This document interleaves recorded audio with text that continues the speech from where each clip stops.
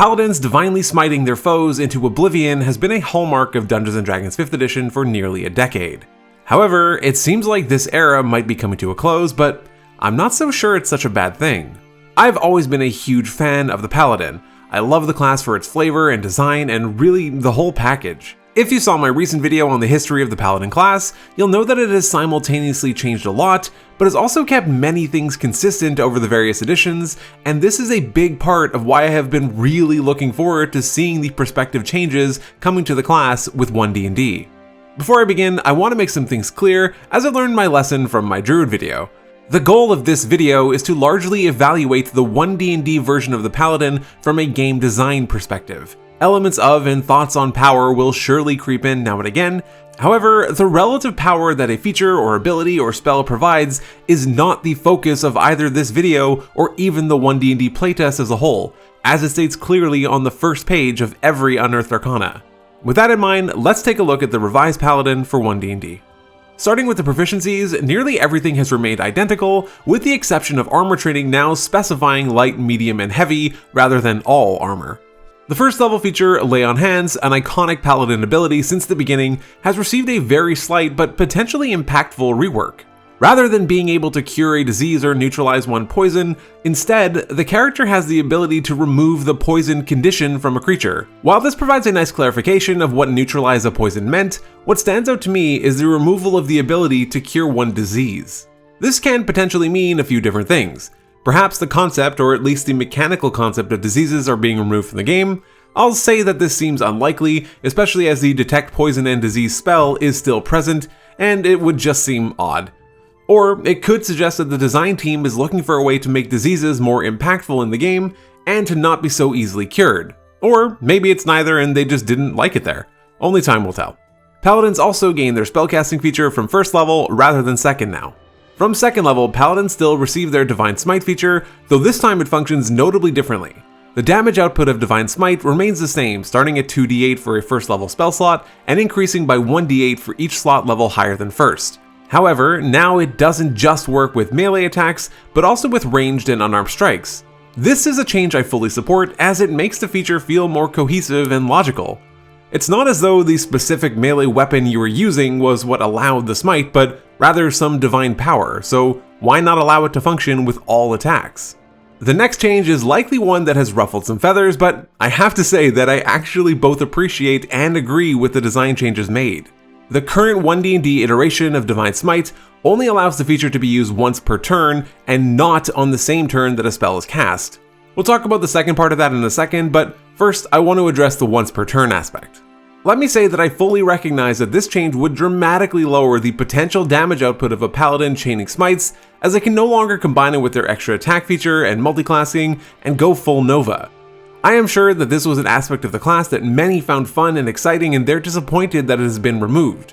However, from a design perspective, I have to say that this seems like the right move.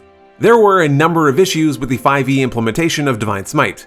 Firstly, it crowds out other features including spellcasting, which many Paladin players even simply refer to as their smite slots. Secondly, it restricts design space, as creating competitive or compelling spells or features for Paladins need to, on some level, compete with Divine Smite.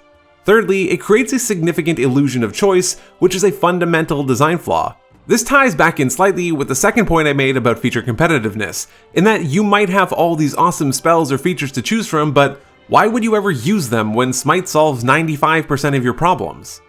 Of course, there is out-of-combat utility for many spells and features, but why should all of the class's features be relegated to that? If one feature is so good that it prevents others from functioning or being reasonable considerations, it has an inherently flawed design. I'm not saying that that flaw isn't fun, but it's flawed nonetheless. Finally, on the note of fun, Divine Smite and particularly going Nova is really only fun for the Paladin player, and maybe for the rest of the group the first few times. After a while, the novelty wears off, and instead the group is left with these incredibly swingy fights that are difficult to prepare for and balance, and other players feel like their contribution is irrelevant since the Paladin is going to absolutely clap the creature anyway. From my perspective, a singular feature that can suck the fun out of the room for the rest of the table is not one that is worth having. Now, I can already hear the commenters typing, but let me be clear that Divine Smite is an incredibly fun feature to use, and the first few times that you land multiple crits on your smites are absolutely unreal. But for all the reasons that I just listed, I feel that the feature does more harm than good as far as overall design goes. I do actually love the 5e interpretation of it, I just don't think that it's good for the health of the game. The One D&D version of Divine Smite, I feel, still embodies the core of the feature. That is, granting the Paladin the ability to have very high burst potential damage, obviously not as high, but without all of the downsides that I've gone through. A trade-off that I think is more than justified. The key difference with the One D&D version is that you can only use the feature once per turn, which no longer allows it to be coupled with the extra attack feature. This obviously does weaken the power of the feature, but it does so in a way that increases the versatility of the class and probably increases the overall fun at the table at the expense of a little bit of loss for the Paladin player. With Smite being limited to only being usable once per turn, and while not being able to use it in the same turn that a spell is cast, it encourages the player to consider other alternatives during their turn, or at least more so than they otherwise might have. To corroborate this theory, the team has reworked the plethora of Smite spells that exist in the game to make them much more usable, and, as a result of the changes to Divine Smite, actually have them be a genuine consideration. Searing Smite, Thunderous Smite, Wrathful Smite, Glimmering Smite, Blinding Smite, Staggering Smite, and Banishing Smite have all been reworked to remove the concentration requirement and to be taken as a bonus action that you immediately take after you hit a creature with a weapon or unarmed strike. The changes to both Divine Smite and all of these spells actually make it a worthwhile choice to decide if the potentially extra effects are worth not using Divine Smite for. While there almost certainly could be some tuning done in this regard, the overarching design concept does wonders for removing the illusion of choice the current implementation of the feature brings, helps reduce the crowding out effect, and is less likely to make you be the only one actually landing killing blows on creatures. A side note about the limitation of not being able to use Divine Smite the same turn that you cast spells, I can't help but feel as though it would make more sense to still allow the spells of only the Abjuration School to be cast. Most healing spells in One D&D have been moved to the Abjuration School, and healing and attacking with Divine Fury is something that just feels distinctly Paladin. In any case, I've talked more than enough about Divine Smite for now, so let's move on. Paladins still receive a fighting style at 2nd level, and despite being part of the priest group, are able to select fighting styles available to the warrior group. The 3rd level feature, Divine Health, has been removed, again suggesting a possible change to disease for 1D&D. Players will still gain access to Channel Divinity at 3rd level, though now the first option presented is an update to the old 1st level feature, Divine Sense. Divine Sense in 1D&D functions by and large how it did in 5th edition with a few tweaks. It is now a bonus action to use rather than an action, it lasts for 10 minutes instead of until the end of your next turn, and it now extends beyond total cover. Most notably though, as mentioned, it is now part of the Channel Divinity set rather than being usable an amount of times equal to 1 plus your Charisma modifier. From a design perspective, I like this move. It creates more of a sense of cohesiveness in the holy abilities and grouping them together under the Channel Divinity banner, and is one less thing to track as previously you needed to keep track of both your Divine Sense and Channel Divinities independently. However, is the ability good enough in its current form to justify being used compared to the other options for Channel Divinity? I'm not sure. It's definitely better than the previous version was, but comes online much later and consumes a precious Channel Divinity slot. In the right type of campaign, this can certainly be extremely useful, but if not, it might feel like a bit of a waste. This may or may not be a good or bad thing, this is more of an open question than a statement. It might still need a little bit of extra oomph though. At 3rd level, Paladins still receive their subclass or oath. At 5th level, the Faithful Steed feature comes online and is very much a callback to the older editions of the game. In this iteration, you always have the Fine Steed spell prepared, and it doesn't count against the amount of spells that you can prepare. It also makes the casting time of the spell 1 action rather than 10 minutes, and you can cast it once per long rest without expending a spell slot. It should be noted that the Fine Steed spell also has received a fairly significant overhaul. Aura of Protection has been pushed back 1 level from 6th to 7th. This time it radiates a consistent invisible aura that extends 10 feet in every direction, but does not go through total cover. It still grants a bonus to you and your allies on saving throws for an amount equal to 1 plus your Charisma modifier.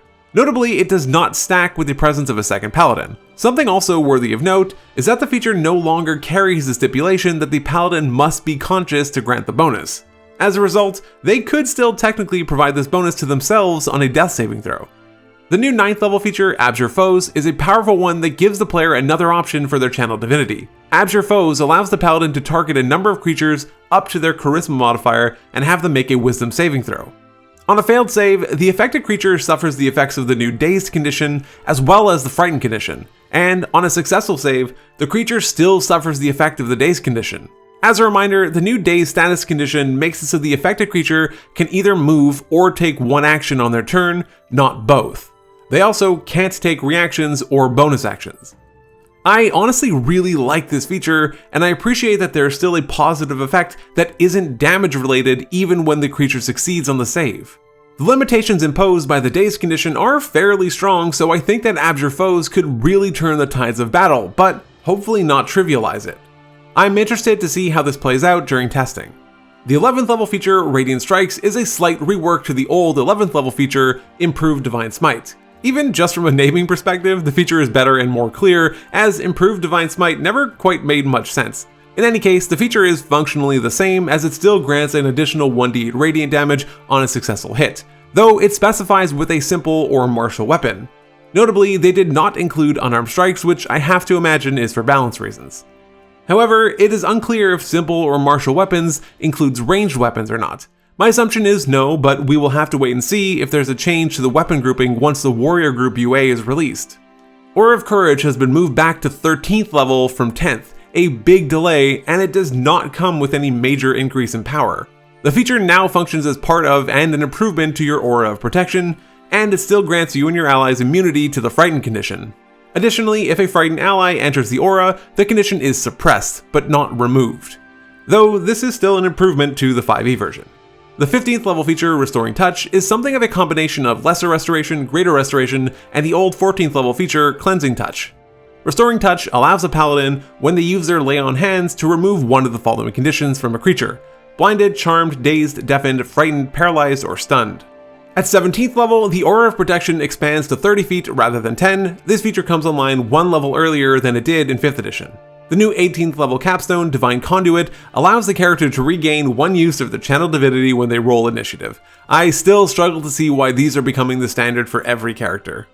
At 20th level, like the Druid and apparently all other classes in 1D&D, the Paladin still receives an epic boon of their choice, as well as an ability score increase that allows them to increase any score above 20.